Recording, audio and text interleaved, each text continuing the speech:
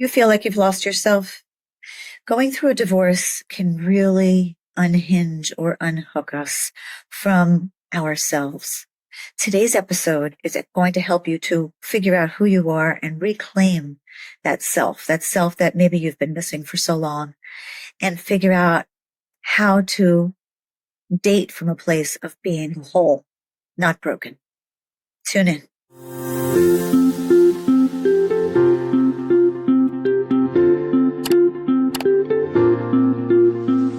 So if you're newly divorced, do you feel like you've lost yourself?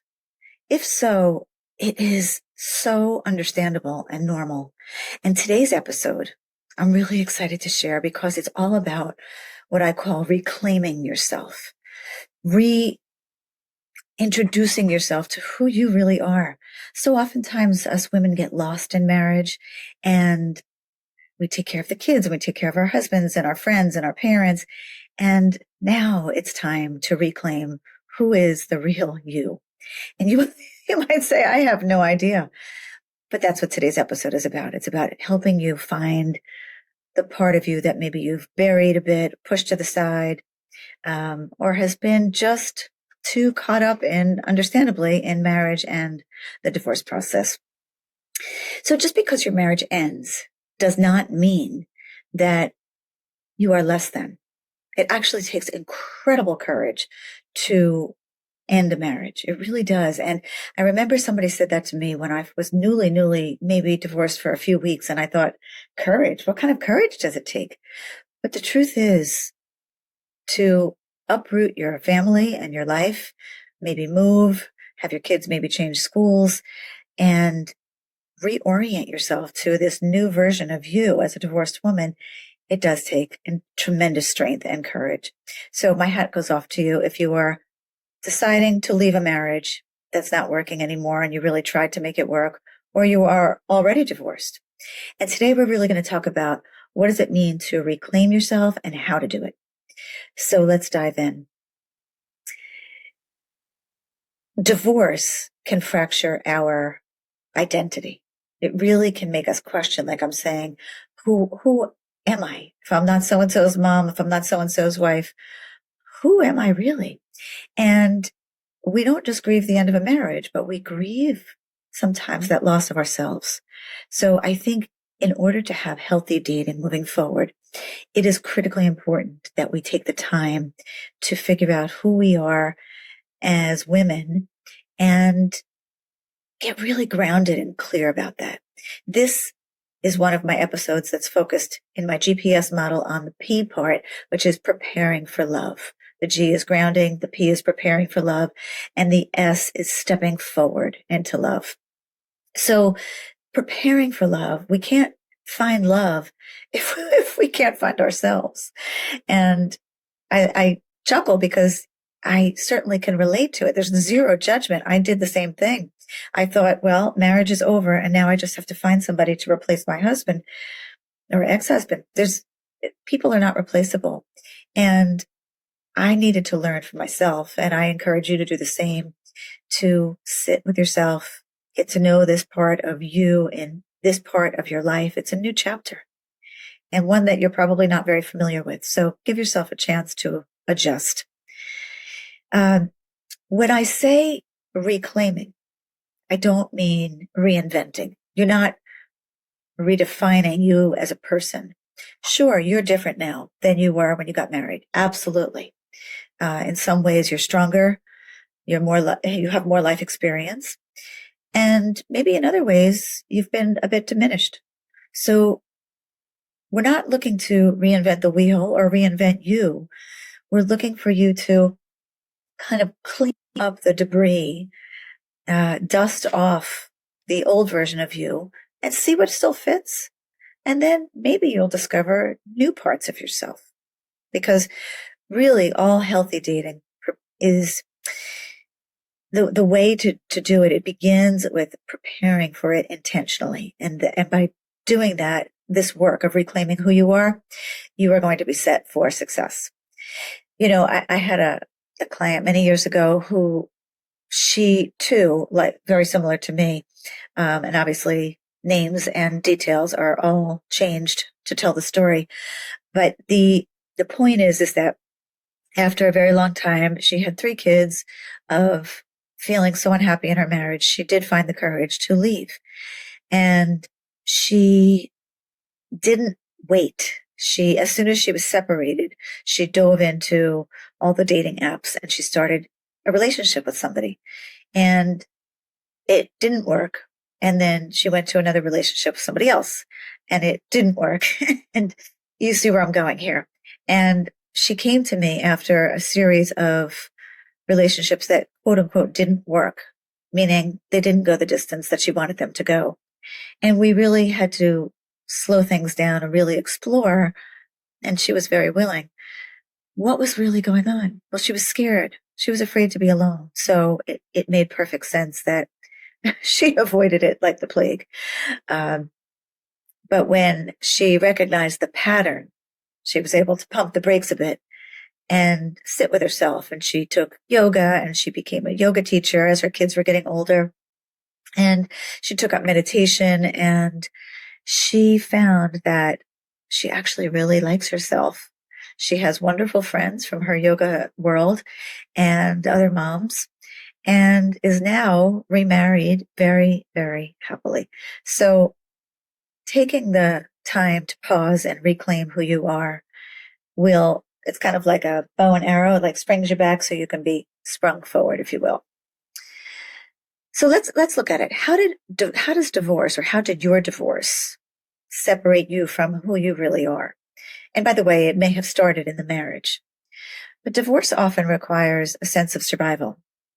You have legal paperwork coming at you, financial paperwork coming at you. You have the kids' emotions. You have your emotions. You have maybe your parents and your friends' emotions. Maybe you have to move. Maybe you have to get a job and you were a stay-at-home mom. There are so many things coming at us during a divorce that oftentimes we just go into survival mode. And when we're in survival mode, we're not really in touch with who we really are. Oftentimes, many of us overfunction. Many of us minimize our own needs. Don't worry about me. I'm fine, to take care of other people's needs or to make them feel more comfortable. And we essentially then end up abandoning ourselves. So we don't want to do that. Obviously, you're here because either you've been struggling and are looking for some guidance to do things differently, or to learn proactively before you make some of these decisions, how you can do things as consciously as possible. Sometimes we take these old patterns into our dating, like with the woman I was just telling you about, and dating becomes very unconscious. We search for familiar roles. Let's say you were the overdoer in your marriage. Maybe then you're overdoing in the new relationship. We want to avoid these repeating old patterns for sure. And sometimes, we need to know that we're okay. So it's so nice to go on a date and somebody say, hey, you know what? I'm really impressed with you. You're a really beautiful woman. You're a really smart woman. Wow. You do this and you raise your kids to it's nice to hear the external validation, but don't date just for that. Learn to give it to yourself from the inside out first.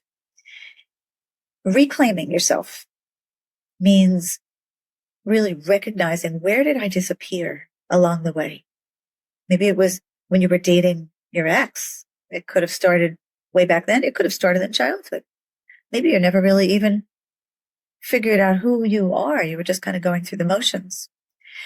But if you have figured out where you lost yourself along the way or never found yourself, this kind of returning to who you really are is cathartic and really healing. So what does this even mean? Reclaiming ourselves. It's not about faking or pretending any kind of confidence.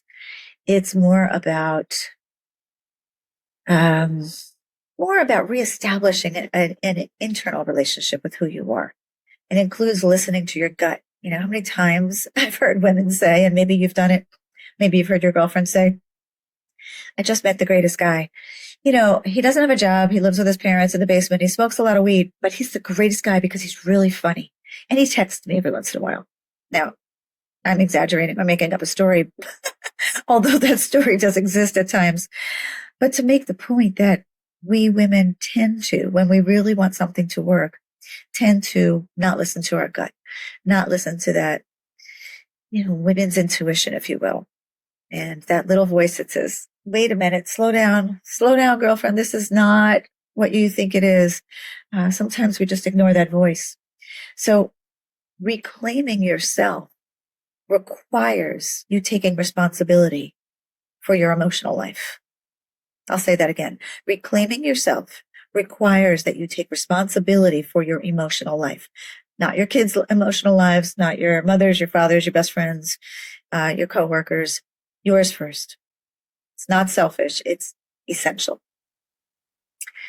So when women have not reclaimed themselves, dating can feel frantic. It can feel urgent. It can feel confusing. But when you have, dating is often slower. It's more grounded, and things just seem more clear. It's such a nice feeling to not feel like you have to have a date for Saturday night. Like, yeah, I enjoy myself. I'll make a great dinner, and, whether it's watch a great movie or call a friend or go for a walk, whatever, but learn to enjoy your own company. So when we are disconnected from ourselves, we still haven't reclaimed who we really are. The way this shows up is, like I was saying before, kind of ignoring red flags. We might confuse intensity with real intimacy. Oh my gosh, but he's amazing. He's so intense. That doesn't mean he's so into you. He's just maybe got an intense personality. Maybe we over-explain. We don't need to over-explain. We just need to be real. Sometimes if we're still disconnected, the way that will show up in dating is that we might stay too long in a relationship. Guilty. Guilty as charged, for sure. But gosh, have I learned so much. I have learned so much about who I am and what I want and what I don't want and what I will accept and tolerate and what I won't. And sometimes I would say early on in my dating life, I would jump the gun too soon. I would jump out of a relationship way too soon. I'd break up too quickly. And then there have been times when I've stayed too long and tried to fit the square peg into the round hole when it just doesn't work. So we have to learn to listen to ourselves, for sure. I want you to know, ladies, that any of these things, please don't look at yourself with any judgment. These are not character flaws. They're really not. They are more just a sign like, oh, I'm still disconnected and I need to take better care of myself. When dating becomes healthier is when you are making your own choices. You're not sitting back waiting to be chosen. Oh, he called me, he texted me. You're doing the choosing. You're the boss of your life. So we don't give that power away to anyone. No one deserves that power. We date from a place of wholeness, not brokenness. And we don't look for dating to heal us, although it can at times be healing. But the healing has to come from the inside out. You do the work first on yourself. So how do you reclaim yourself before and during dating? Well, you date again from a place of wholeness. You reclaim your internal authority. I'm the boss of me. I get to decide who I spend time with, how much time I spend with them, where, when, how, under what conditions. I'm the boss of me. Nobody can make me do anything. And that doesn't mean it's me, me, me. It just means you're in charge of you. You're driving the car of this reclaimed self. That is you. Your body, if you're healthy, if you've been diagnosed with some kind of illness or something, your body, your emotions, it's all data. I want you to know that. It's all telling you something that you need to know about you. And another way to reclaim yourself is you decide the pace that you want to date. How many dates do you want to go on? How fast do you want to see this person again, if at all? You decide. And be able to sit with the slowness. Sometimes, we have a faster need, hunger, if you will, to connect with somebody quicker, and they might not be ready. But if we can sit with that hunger, it's like a craving. Sometimes it passes after 20 minutes. They say cravings pass after 20 minutes. Not to say the hunger for love will, but the chance of successful love is much higher when we learn to love ourselves and be with ourselves. And I know a lot of this is very cliche, but the cliches are out there because there's truth built into it. So you're going to reclaim your standards. Standards are completely essential. They are expressions of how much you respect yourself. And when you do reclaim yourself, walking away is not a loss. It's actually you're acting in a way of alignment, attunement. Your outside matches your inside matches your outside. When it doesn't match, that's when there's friction and stress and conflict. So how does reclaiming yourself change your dating life? When you are reclaimed, you will assess a partner instead of just attaching to that partner. You are ready to date when being alone feels really stable. It's not wonderful all the time. It's not horrible all the time. It's just stable. And a relationship becomes an addition to your life. Not, I can't live without this person. Not like this person has to come in and rescue me. So actually, when I met my ex-husband, I felt like he was rescuing me in some ways. Like, oh, the knight in shining armor, on a white horse. And I had some things going on at the time, and he came in and he said, I can help you with this, that, and the other thing. And I was like, oh, my prince has arrived. And he did rescue me in many ways. But being rescued is not the goal here. The goal is to be whole as a person first, and then have a man or a partner, a relationship come into your life that enhances and adds to your already whole and full life. That's very different than where I was back in the day. When you've reclaimed yourself, dating will look like that you're more observant. You don't have to explain how you feel or justify anything. You just notice that you will choose instead of tolerate, that you will trust your clarity and all the work that you've done, even if it leads to an ending. That's okay. Not everything is supposed to go the distance. So dating stops being about being chosen. Pick me, pick me, pick me. And is more about you doing the choosing. And I will offer you a journal prompt today too. But before that, I want to say that reclaiming yourself doesn't mean you don't want love. It's okay to want love. We're human. We all want love. That's normal. It means you just won't sacrifice yourself to get it. I'm going to say that again because that to me is very powerful. Reclaiming yourself does not mean that you don't want or crave or need love. It means that you won't sacrifice yourself to get it. So when you date from self-trust, it's a quiet sense of confidence. It's not selfish. It's necessary. And you don't need to be someone new. We want you to return to the real you, which might have parts of what you used to be and parts of a newer, more evolved version of yourself. So today's journal prompt: where did I disappear in my marriage? Or what parts of myself need to be reclaimed? Where did I disappear in my marriage? Or you can write about what parts of myself need to be reclaimed.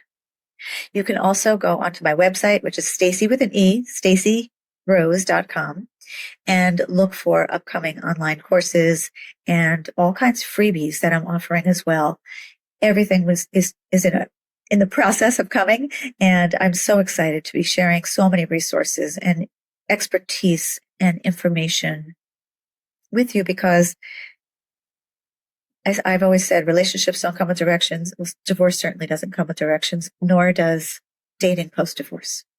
So do some writing, stacyrose.com with the Stacy with an E, and I look forward to seeing you again soon.